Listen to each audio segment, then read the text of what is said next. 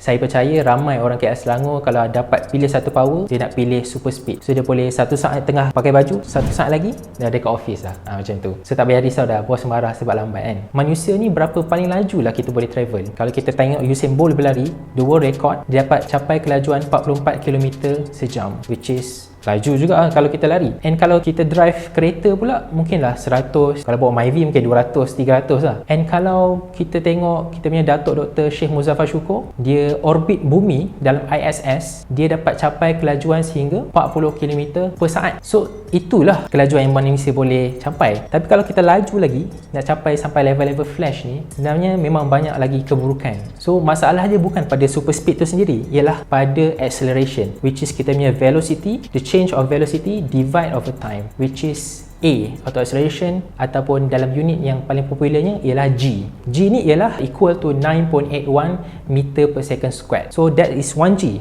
Kalau 2G, kita kali 2. So biasanya badan manusia ni dia dapat experience up to normal lah. Kalau saya pergi nak apply jadi NASA, mungkin 5G je lah. Kalau orang yang hebat-hebat sikit, mungkin dapat lebih sikit. Tapi sebenarnya kalau saya nak capai daripada 0 km sejam hingga ke 100 km sejam dalam jarak sini, daripada sini ke sini, saya akan induce banyak sangat G-force kepada diri saya sampai diri saya ni boleh terburai-burai badan.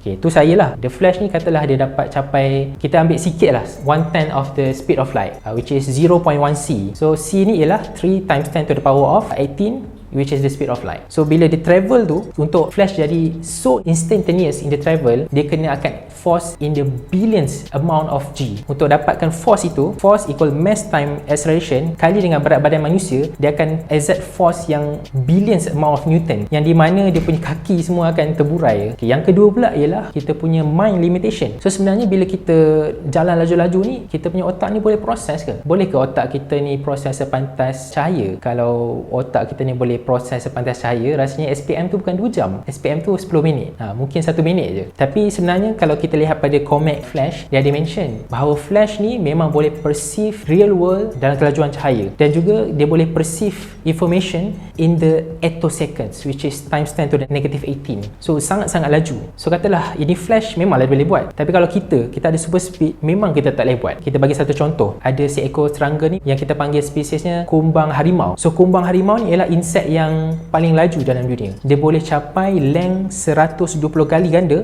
badan dia dalam masa 1 saat saja. So contoh saya nak capai 120 kali ganda length saya dalam masa 1 saat, saya kena travel 770 km sejam. So sangat laju. Bila dia travel, sebenarnya dia tak boleh direct. So bila dia travel tu, dia nampak blur je sekeliling sebab dia tak boleh perceive the information fast enough. Bila kita tengok harimau kumbang, dia akan pergi stop, pergi stop, pergi stop. Kalau dia nak terus je, langgar pokok lah jawabnya. So the third one and the final one is our surrounding limitation. Selalulah tengok kat Hollywood kan, apa kan, bila ada asteroid jatuh ataupun kita punya roket jatuh, dia akan ada api depan dia.